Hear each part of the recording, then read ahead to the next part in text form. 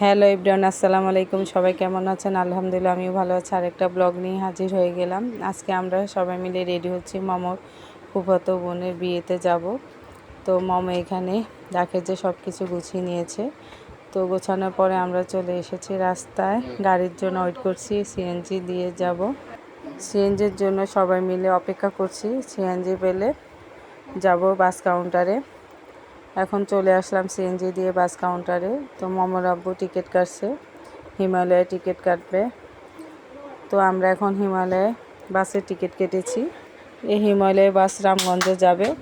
তো আমরা সবাই মিলে বাসে উঠেছি। আমি আর মমো এক পাশে, 3টা সিট নিয়েছে। সিটগুলো ভালোই বড় বড়। মুয়াজকে নিয়ে আমাদের বসতে কোনো সমস্যা হয়নি।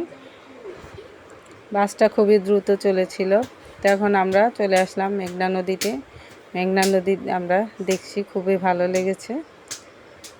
বাসটা খুবই দ্রুত চলেছে, জ্যাম ছিল না, খুবই ভালো লেগেছে। জার্নিটা খুবই আরামদায়ক হয়েছিল।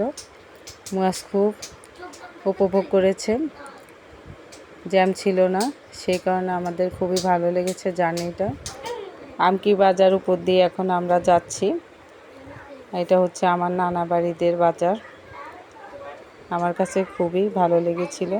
তো চলে আসলাম রামগঞ্জে এখন আমরা অটো ঠিক করেছি। আমার ব্লগগুলো স্টেপ বাই স্টেপ আপনাদেরকে দেখানোর চেষ্টা করব।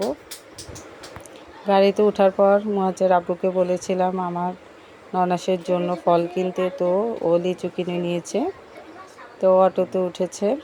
তো আমরা চলে আসলাম আমার ননাসদের বাড়ির সামনে।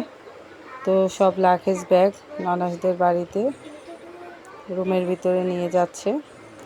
আজ এখানে রাখলাম। নেক্সট টাইমে আরেকটি ব্লগ নিয়ে আপনাদের সাথে হাজির হব ইনশাল্লাহ। আল্লাহ হাফেজ।